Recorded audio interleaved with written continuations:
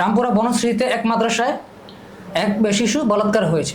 6 থেকে 7 বছর তাদের মানে তাদের চেহারার মধ্যে একটা মায়াবী মেয়েলি ভাব থাকে ছেলেদের মধ্যে।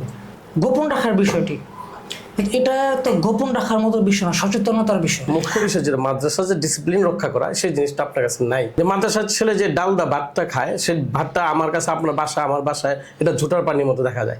তাহলে কি আমরা ধরে নিব হুজুরা মাদকাসক্ত? মাদ্রাসায় কেন এই জিনিসটা করা হয় না? Good touch bad touch. দীর্ঘ সময় স্ত্রী থেকে দূরে থাকার কারণে তাদের মধ্যে যে কাম বাসনা তৈরি হয়। রামপুরা বনশ্রীতে এক মাদ্রাসায় এক শিশু বলাৎকার হয়েছে। যারা আমাদের পথ দেখাবেন, যারা ইসলামের পথ দেখাবেন, ধর্মের পথ দেখাবেন, সত্যের পথ দেখাবেন, তারাই এগুলো ঘটনা ঘটাচ্ছেন। যারা ধর্ম প্রচার করবেন, যারা ধর্মের কাজ করবেন, ধর্ম শিখাবেন, তারা কতটুকু নিম্ন স্তরে গেলে, তাদের মানসিকতা কতটুকু বিকারগ্রস্ত হলে তারা এই জঘন্যতম খারাপ কাজে লিপ্ত হন। এই বিষয় নিয়ে আমরা আলোচনা করব সাপ্তাহিক দুর্নীতি সমাচারের ব্যবস্থাপনা পরিচালক আসাদুল করিম রাজু ভাইয়ের সাথে। আসসালামু আলাইকুম রহমতুল্লাহ। ওয়ালাইকুম আসসালাম। খুব প্রশ্ন, এটা মর্মান্তিক প্রশ্ন, লজ্জাজনক প্রশ্ন। মুসলমান উম্মার জন্য অবশ্যই লজ্জা। এখানে বিষয় হলো ইলমে দ্বীন শিক্ষা করা যেরকম ফরজ, মুসলমানকে গুনাহ থেকে বাঁচানো ফরজ, আইন, জিম্মাদারি, ফরজ।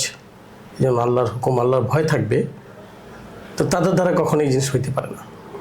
এখন বিষয় হলো যে আমাদের মাদ্রাসাগুলো যে আছে, মসজিদ মাদ্রাসা, যারা আকাবিরিন আছে আমাদের, তাদেরকে অবশ্যই আরেকটু সংযত হয়, আরেকটু সচেতন হতে হবে। এই কারণেই যে ওনাদের যে জিম্মা দিতে মাদ্রাসাগুলো চলে, বাচ্চা পোলাপানগুলো চলে, যেসব বাচ্চা ধরেন আপনি 6 থেকে 7 বছর, তাদের মানে তাদের চেহারার মধ্যে একটা মায়াবী মেয়েলি ভাব থাকে ছেলেদের মধ্যে, বাচ্চা ছেলের মতো। তো ওই কারণে শয়তান সে আকৃষ্ট হয়ে যেতে পারে। হ্যাঁ, হয়ে যায়। এখন আফসোসের বিষয় হলো যে মানুষ তো মুসলমানের গুণাকে ঢেকে রাখবে, আর এই জিনিস প্রকাশ হয়ে যাচ্ছে। কেন হচ্ছে? এটা আমাদের কমজোরি। এই জন্য প্রত্যেকটা মাদ্রাসার উচিত, যে আমাদের শেখ আবদুল্লাহ সাহেব এই কথা বললেন যে মাদ্রাসা মসজিদে অবশ্যই কমিটি হওয়া দরকার তদারকির জন্য। কমিটি আছে, বেশক কমিটি আছে, কিন্তু তদারকি এমন এক জিনিস যে জিম্মাদারি, যে বাচ্চাদের খোঁজখবর নেওয়া, মাদ্রাসার খোঁজখবর নেওয়া, একটা ছেলেকে দিয়ে রাখছে বাপ মা আপনার জিম্মাদারিতে, তাহলে আপনার অভিভাবক আপনি নিজে একটা বাচ্চার, তো সেখানে যদি একটা বাচ্চা লাঞ্ছিত হয়, তো এটা দুঃখজনক বিষয়। গোপন রাখার বিষয়টি, এটা তো গোপন রাখার মতো বিষয় না, সচেতনতার বিষয়। এটা যদি না ছড়ায়, না জানে, তাহলে আমি আমার ভাই বোন বা পরিচিত কেন মাদ্রাসায় আমি দিতে যাবো? যদি আমি না জানি, তখন তো এটা আমার আত্মীয় সংসদে ঘটতে পারে।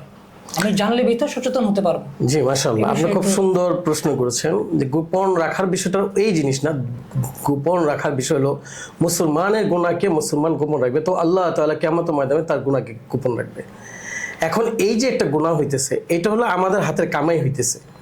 এখন আপনি ধরেন আপনি মাদ্রাসা চালাচ্ছেন, আপনার মাদ্রাসা যে একটা দিচ্ছেন, নাম মূলক দেয়া, বড় বড় সাইনবোর্ড দেয়া, আপনি মাদ্রাসা হিউমার করতেছেন, একদম এরকমভাবে হিউমার করতেছেন যে এই মাদ্রাসার প্রতি মানুষ ঝুঁকবে।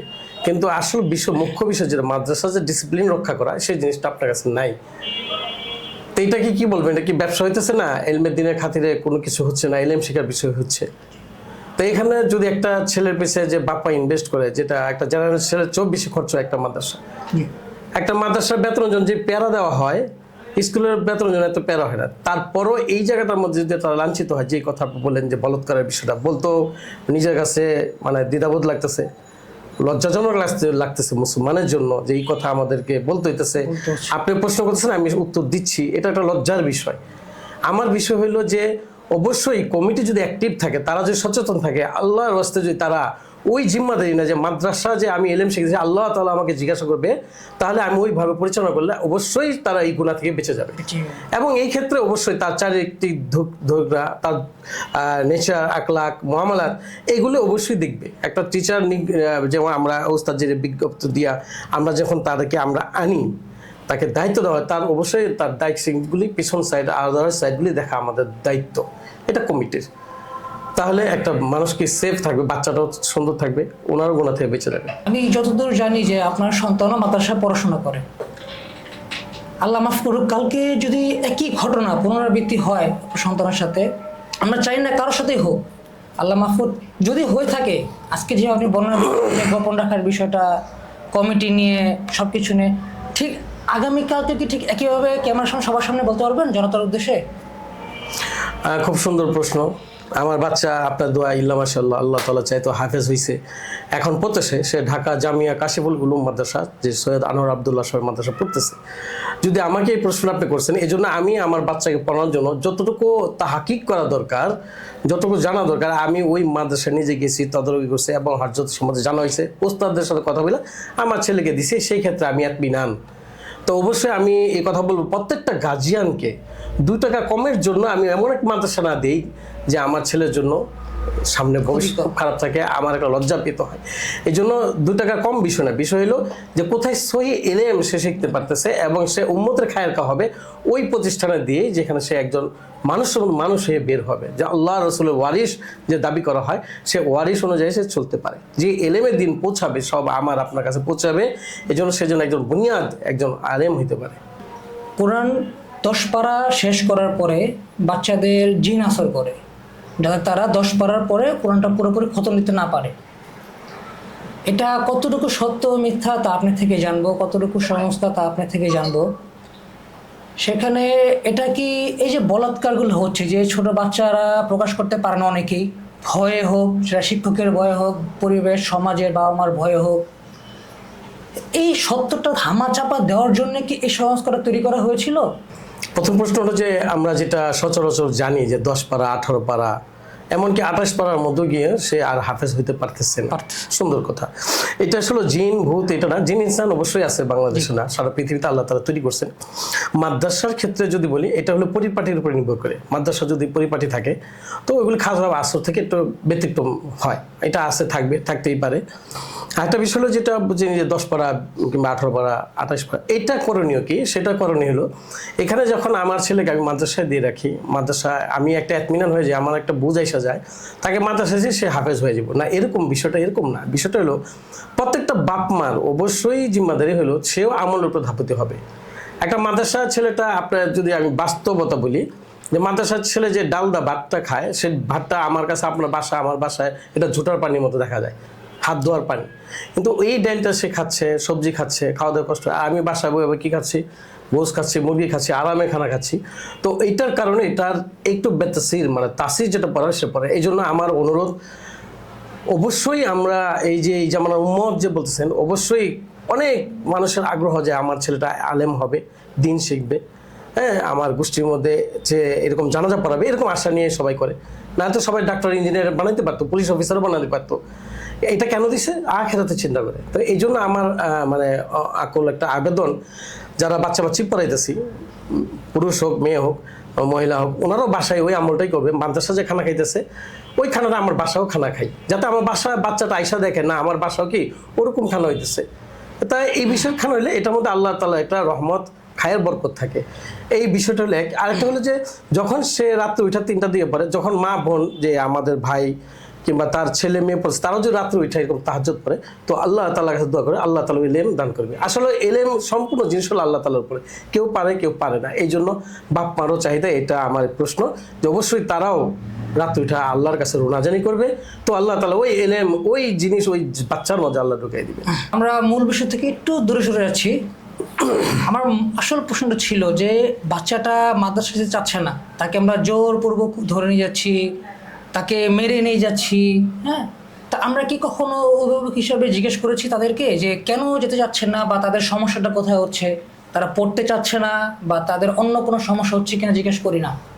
তো সেক্ষেত্রে অভিভাবকদের করণীয় কি? ঠিক আছে, আপনার প্রশ্ন আসলে ঠিক করতেছেন, খুব জটিল প্রশ্ন এটা। বাচ্চা মাদ্রাসাতে আসলে তারা যেতে চায় না, হ্যাঁ, কেন যেতে চায় না, এটা মানে কীরকম হচ্ছে, এটা আসলে আপনি যে প্রশ্ন করছেন খুব সুন্দর প্রশ্ন একটা। তো এটা বলার বিষয় হলো, বাচ্চারা যদি একটু পড়াশোনার চাপ থাকে, এটা হয়, এটা যেতে চায় না। আরেকটা বিষয় হলো মাদ্রাসার দিকে তারা লাঞ্ছিত হয়, এরকম লাঞ্ছিত হয়, তারপর ওরা আবার বাচ্চারা এমন চিন্তা করে না পারে বাপ মাকে বলতে, হ্যাঁ, নিজেদের ভিতরে জিনিসটা কষ্টকে লুকিয়ে রাখে। এমনও অনেক মাদ্রাসা আছে, আমরা ওইটা কম বেশি হয়তো দেখছি, আমরা বিভিন্ন অনলাইনে দেখছি, বিভিন্ন পত্রিকা দেখছি, মিডিয়াতে দেখছি, যে ওনাদেরকে এইভাবে, যেমন এই যে আপনার যে ভাষাটা বলতেছেন, বলাৎকার যে বিষয়টা, এই যে শারীরিক একটা নির্যাতন, সেই কারণে অনেক ওস্তাদরা এদেরকে একটা টিপ দেয় যে এই কথা বাসায় বলো, তারা পড়তে যাবে, তারাও একটা নীরবতা, মানে নিজের উপরে একটা, মানে কি বলে এটা টর্চারিং যেটা বলেন নিজের উপরে যে একটা এটা কি বলা হয়, নিজের উপরে একটা জুলুম যেটা বলা হয়, জুলুম করতেছে। এইটুক বাচ্চা নিজের উপরে জুলুমি আনতেছেন, কারণ সে বাপ মাকে বলতে সাহস পাইতেছে না। এখানে উস্তাদের মার খাবে, কিন্তু বাপ মারে বললে হয়তো উস্তাদরা বলবে, উস্তাদ পরবর্তী তাকে পিটাবে, আর এইটাই হয় অনেক সময়, এটাই হইতেছে। তো এটা অবশ্য লজ্জাজনক বিষয় আমাদের, যে এই কারণে বাচ্চারা পড়ছে না। এই কারণে অবশ্য প্রয়োজন হলে, আমার সাজেস্ট হইলো, প্রয়োজন হলে এই বাচ্চার গার্জিয়ান বাচ্চাকে খোলাসা জিজ্ঞাসা করবে, প্রয়োজন হলে এই মাদ্রাসা থেকে আরেকটা মাদ্রাসা তাকে দিবে। স্কুলে কলেজে যেখানে শেখানো হচ্ছে বাচ্চাদের কোনটা খারাপ টাচ কোনটা ভালো টাচ, কে কিভাবে গায়ে হাত দিলে বুঝতে হবে এটা ভালোর জন্য না খারাপের জন্য, তাহলে মাদ্রাসায় কেন এগুলো শেখানো হচ্ছে না? খুব সুন্দর প্রশ্ন। আসলে এই যে একটা প্রশ্ন আপনি করলেন, আলোচনা থেকে বিবেচনা হয়, এই প্রশ্ন যে আপনি করলেন, আমার মনে হয় আজকে এই দর্শকরা অনেকে দেখবে, তারা বুঝবে এই জিনিসটা। মাদ্রাসায় কেন এই জিনিসটা করা হয় না, গুড টাচ বেড টাচ, এটা কেন বোঝানো হয় না যেটা স্কুলে হয়? এটা অবশ্যই অনেক কমই, আমাদের মাদ্রাসাগুলিতে কমই আছে। এটা আমি মনে করি আজকে আপনাদের এই পরিবেশের ধারায়, এই প্রচারের ধারায়, এই যে এবং টিভি এবং চ্যানেল যেটা আছে আপনাদের ধারায়, ওনারা আজকে এই জিনিসটা মেসেজটা পেয়ে যাবে, অতএব ওনারাও এই বিষয়টা আলোচনা করবে। তবে হ্যাঁ, মাদ্রাসা আলোচনা হয়, আসলে মাদ্রাসা আলোচনা হয় না এরকম বিষয় না, আখলাক মুআমালাত দুইটাই আসে, আদবের লক্ষণের ভিতরে এটা আইসা যায়। তো বিষয়টা একটু কমজোরি হয়, জিনিসটা একটু বোঝানোর তো একটু দরকার। তবে আশা করি এটা সামনে প্রত্যেকটা মাদ্রাসায় এটা আলোচনা করা হইলে অবশ্যই ভালো হবে। আপনি প্রথম দিকে বললেন যে অভিভাবকদের উচিত ভালো কোনো মাদ্রাসায় যেয়ে তার সন্তানদের ভর্তি করানো, টাকা একটু বেশি খরচ হলেও ভালো পরিবেশে ভর্তি করানো। কিন্তু যিনি নিম্নবিত্ত, যার দিন এনে দিন খেতে হচ্ছে, রিক্সা চালক, ভ্যান চালক, ঠেলা গাড়ি চালাচ্ছে, দিন মজুরির জন্য লোকজন, তারা কিভাবে টাকা খরচ করে ভালো? তারা তো দেখবে যে কম খরচে তার সন্তান ধার্মিক দিকে আগাক, ইসলাম দিকে আগাক। আপনার দোষটা কার? আপনি আপনার সুন্দর প্রশ্ন। আসলে আমার কথাটা ওইভাবে ছিল না, আমার কথা ছিল যে ভ্যান চালা, রিক্সা চালা, তাদেরও একটা মান্থলি ভালো একটা ইনকাম আছে, যা নাই। আল্লাহ তাআলা খুব সুন্দর একটা নিজাম তৈরি করে দিচ্ছেন, প্রত্যেকের রিজিকের ফয়সালা করে দিচ্ছেন। তো এখন আমরা আসলে দিনের ক্ষেত্রে গিয়ে আমরা খুব কৃপণতা করি, সে ধনী ব্যক্তি হোক আর মিডিয়াম হোক আর নিম্ন শ্রেণী হোক, খুব কিপটামি করি, মানে আমাদের এটা ধোকা দেয় শয়তানে। যে ডালটা দেওয়া হয় পানির মতো, সেটা বাসাতেও সেই পরিবেশ তৈরি করা, সেভাবে রাখা। আমি বাসায় কেন এই পরিবেশ তৈরি করবো? আমার বাসার খাবার কেন মাদ্রাসায় তৈরি হবে না? আমি টাকা দিচ্ছি, আমি পরিশ্রম করতেছি, সন্তানকে আমি ধার্মিক শিক্ষা দিচ্ছি, ভালো মন্দ খাওয়ানোর জন্য আমি টাকা দিচ্ছি মাসে মাসে, তাহলে কেন আমার বাসার পরিবেশটা বা বাসার খাবারটা মাদ্রাসায় তৈরি হবে না? মাদ্রাসার খাবারটা আমি কেন বাসায় তৈরি করবো? আলহামদুলিল্লাহ, আসলে কথা তো আমি যে কথা বলছি, আপনি সুন্দর একটা কথা বলছেন, এটা আমি বলি নাই যে আপনার মাদ্রাসার খানাটা আপনার বাসায় খান। এটা হলো আপনার একদম ব্যক্তিগত ব্যাপার, যে আমার মাদ্রাসা, আমার ছেলেটা, এটা হলো দরদ, এটা কি দরদ, যে আমার ছেলেটা কিভাবে কষ্ট করে। তো আমিও যদি ভাবছিলি তো আল্লাহ তাআলা থেকে খায়ের বরকত আমি পাবো, এক বিষয়। আরেকটা বিষয় হলো যে আপনি টাকা দিচ্ছেন, অবশ্যই মাদ্রাসা যাবেন, এই কারণেই আপনার বারবার যাওয়া মাদ্রাসা। সপ্তাহে একদিন আপনি খানা খান, আপনি খানা খায় ওই টাকাটা আপনার হাদিয়া হিসেবে দিয়ে দিন 100 টাকা, আপনি ফ্রি খাওয়ার দরকার নেই। তাহলে আপনি খানাটা বুঝতে পারবেন আমার ছেলেরকে খানা। অবশ্যই যারা হাফেজ হইতেছে, মাওলানা পড়ছে, তাদের ব্রেন অনেক খরচ হয়। জেনারেল একটা বাচ্চার বিষয়ে মানুষ এক্সট্রা একটা খরচ করে, ওইখানে করে না, তো অবশ্যই তার ব্রেনে চাপ পড়ে। অবশ্যই ভালো মন্দ খাওয়ানোর দায়িত্ব, এবং যেই টাকা বলতেছেন আল্লাহ মাফ করুক, আমি জানি না মাদ্রাসাগুলি কীভাবে চালায়, অবশ্যই প্রত্যেকেই 4-5 হাজার টাকা বেতন দেয় না, তো একটা মানুষের 4-5 হাজার টাকা খাইতে পারে না বাচ্চা মানুষ। কিন্তু এটা হলো ওনাদের জিম্মাদারি, যদি ওনারা যদি কিন্তু খেয়ানত করে সেটার বিচার তাদেরকে আল্লাহ তাআলা করবে। ছোট একটা বাচ্চাকে পল্লবীতে ধর্ষণ করে গলা কেটে হত্যা করা হয়েছে।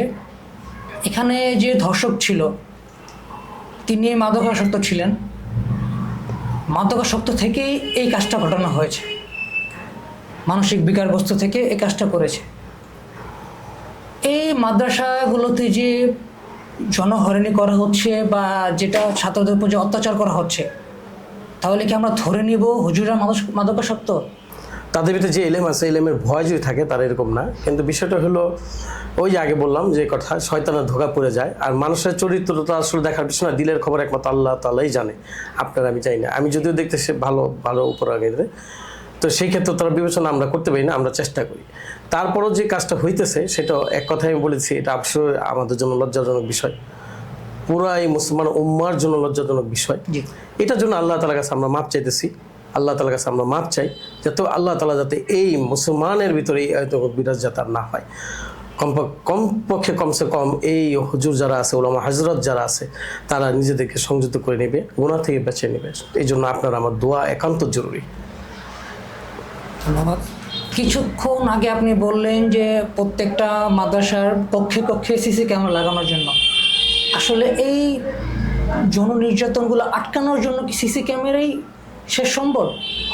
না, এটা প্রশ্ন হলো একটা, মানুষ তো আসলে সিসি ক্যামেরা বলেন আর অত্যাধুনিক যন্ত্র যে বলেন ডিভাইস, এগুলো দিয়ে তো আর সম্ভব হয় না, হবেও না।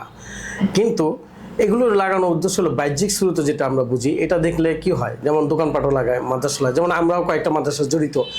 আমি এই কারণেই বললাম যে আমার মাদ্রাসাগুলো এরকমই, আমাদের কয়েকটা মাদ্রাসা জড়িত, আমাদের মাদ্রাসাগুলো এরকম, মানে এটা একটা ভয় কাজ করে এবং বাচ্চারাও একটা একটা ডিসিপ্লিনে থাকে যে আমার উস্তাদ দেখতেছে, দুষ্টামি করতেছি, আর উস্তাদও তো অবশ্যই এই জিনিসটা থাকবে। তো এই জন্য আসলে আমাদের তো আর কোনো ওয়ে নাই যে রাত্রে গিয়ে আমাদের চেক করে, তাই তো উস্তাদ থাকবে না, তো মাদ্রাসা চালাতে পারবে না, উস্তাদ তো চলে যাবো, হ্যাঁ নিজেকে একটা মাদ্রাসা দিব। এখন আসলে এগুলো তো খুব আভ্যন্তরীণ বিষয়, এইসব বিষয় আমরা আলোচনা ওইভাবে আনতে চাই না, কারণ এটা উম্মতের জন্য অনেক লসমান হয়ে যাবে, কারণ উস্তাদ সবখানে অভাব মাদ্রাসা চালানো। এই জন্য দক্ষ উস্তাদকে বাছাই করা এটা হলো মাদ্রাসার কমিটির একান্ত দায়িত্ব। আমরা জানি সবার মধ্যে একটা কাম বাসনা থাকে, সেটা হুজুর হোক, সাধারণ জনগণ হোক, যেই হোক।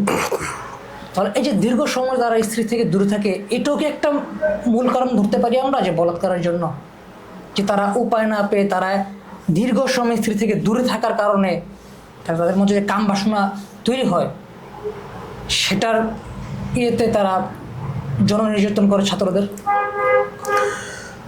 আপনার প্রশ্নটা ঠিক আছে।